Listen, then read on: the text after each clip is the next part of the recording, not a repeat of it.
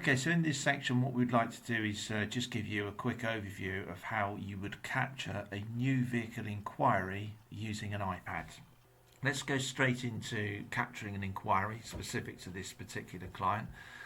You can see here that we've got the main body of menus that are listed on the front, but up here in the menu section there is one other, which is effectively quick capture. Quick capture is more to do with the fact that if you were running an event or a shopping precinct, I suppose display, then it's very easy. If you're doing a little motor show or anything along those lines that you want to capture customers' details very quickly, you can do it in that section. But that's again a different video. What we're going to focus on entirely is adding a customer now to this particular section. So straight away we move into the data capture. So we've completed that for you. We for GDPR reasons had to block out some of the name and address details, not so much the name because it's only me, but just the address details. Once we've completed that, we hit the continue and move further down, put in telephone numbers, and it's also quite good, I think, to get this information as well, drinks types and when's it best to contact you.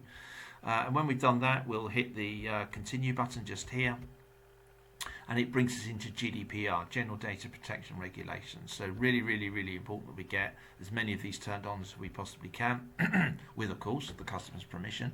So it's super critical that we mention to the customer that Motorline take your data protection and marketing preferences very, very seriously. We don't share them outside the group. We'll sell them to a third party who in turn will contact the customer, and as such we only use them for the selling of vehicles to them. So if they're happy with that and they're happy for us to contact them through email, phone, post and SMS, then the easiest thing to do is just click the yes to all just here. We give it a click and it turns them all on.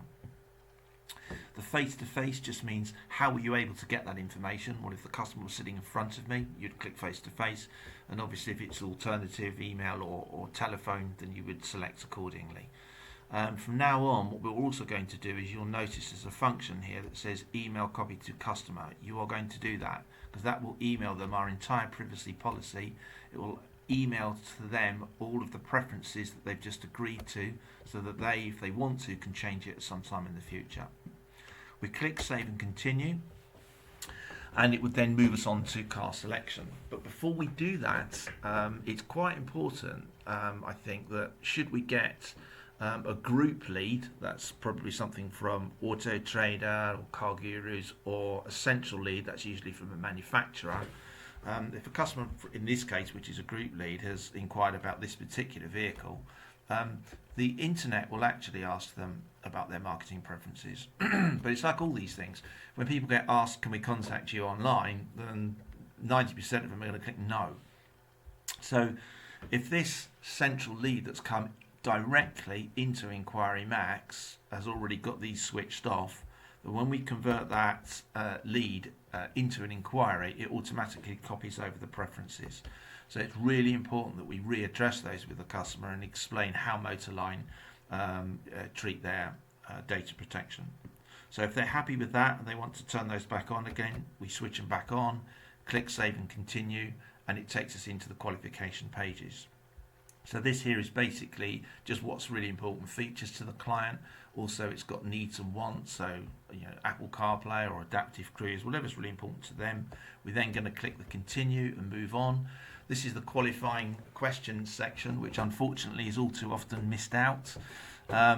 You really are making a rod for your own back if you don't complete this section, particularly at the other end of the sales process when you're given figures to customers, because ultimately at that stage, if you get an objection, potentially it's going to stop you from moving into a sale. And we all know that an objection in effect is an unanswered question, so the more data, the more information that we have on the customer's needs and wants, it's going to help us to get the deal done.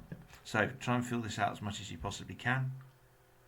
Once we've done that, we can then move on to car selection. Now, this particular section, we have used an Audi Q3.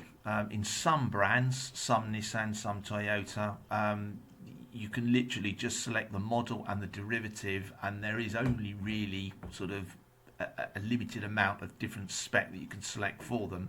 But with some of the German brands, there are so many different interior types, specifications, engine and fuel derivatives, transmission types. So, it might very well be necessary to configure the car for each customer, because a lot of them are sort of purpose built for them. So if we, in this particular case, this Q3 that we've selected, we're going to click Configure Vehicle. And what it does is it takes us into the section where we can go into any of these specific tabs here: trim, colour, equipment and general options, and tailor them specific to that customer. So at the minute, if we just click on this one that says options, okay, we'll click into it.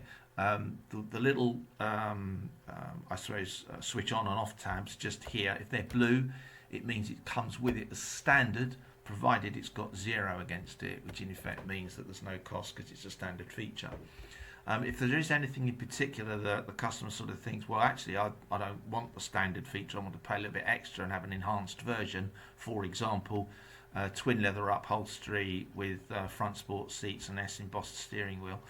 Well, that's absolutely fine, no problem. You want to turn that on, you just click it on here, and it will turn it on. But you'll notice straight away we get a little warning triangle, and that's also, that warning triangle is duplicated at the title of that particular configurator. The configurator being interior features. Exterior features, a whole different load of options, and then there are more ones: packs, paintwork, trim, and out of range on this shot is wheels as well. So ultimately, you can't have twin leather and Alcantara upholstery if you've already got twin leather upholstery. So what we're going to do effectively is to turn off this middle one. If we turn that one off, then of course straight away the warning triangle goes. Now, just before we move into another configurator, I want you to notice that the toolkit is switched on in this particular case. So just remember that for a bit later on. So now we've moved down the options, the configurator options, and we've gone to wheels. Now this comes with 20-inch 5 twin spoke rotor design Audi Sport wheels. Fabulous. But you'll notice also that it has a tyre repair kit. Well, for some people, they don't like that. They want to have a space saver and have a toolkit and a jack, a bit of the old-fashioned way. So this customer in this particular case has decided to do that. So we're going to switch this one on. Straight away we get a conflict, and we're getting a conflict because why would you want to have a tyre repair kit when you've got all of this and you've physically paid for it? So this is a real easy fix. What we're going to do, we're just going to turn this bit here, we're going to turn it off. But you'll notice at the title of the configurator wheels, we have a warning, and we have a warning here. But no other place within wheels have we got a warning other than the fact that this is still highlighted. So you might sort of think, well, maybe it isn't available. It wouldn't be listed if it wasn't available. So it's very likely that further up here we've got a conflict. So we need to move the page up. So we look up. Oh, hey presto, look here, toolkit. If you remember earlier, I said remember that toolkit is switched on under options. So what we're going to do is turn that toolkit there off, and you'll notice that under the wheels section we now don't have any issues. The warning triangle has gone. So nice and easy. That process is then repeated for any single one of these other options. Just remember, if you get a conflict, find out where the conflict is and turn it off. So we now go to click on the save function, because we're going to go with that vehicle, and it moves us into part exchange appraisal.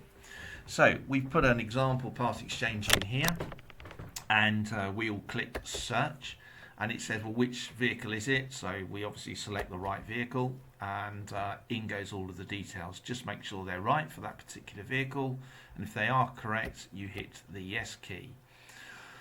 It'll then move us in and say, well, look, what's the mileage on the car? It's probable that we're doing this in the showroom at this stage. Well, the customer says that it's about 32,000 miles. Don't worry too much, just jot 32,000 in at this stage and click yes.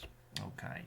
Now, in Enquiry Max, it wants to get you to do a physical appraisal of the vehicle. We are going to do an appraisal, but we're not going to do it in Enquiry Max. In our particular group, they use BCA Dealer Pro to do appraisals, which is a separate video which you can look at, as well as the training that you'll attend separately. So we're just going to bypass this. So we're just going to click continue, continue. We're going to fill nothing in, continue. ignore all the photographs, and we get to the final page. The only couple of three things it's going to want to know is, how did the customer contact us? Well, in this case, they walked in. Well, how did you walk in? You know, what sort of attracted you to us in the first place? Well, I saw you in Auto Trader. Fabulous. And we're now going to save these customer contact details and send it to the chief, who basically is going to pop together some figures for us. So we click open this little tab here. And now we're going to save it and click finish because we're happy, and it brings us back to the front page of our iPad. So we would then open BCA Dealer Pro and conduct an appraisal, so your manager can then effectively have all the information that he needs to make a figurative offer to the client. And that basically is how you would capture a new vehicle inquiry using the iPad. Thank you.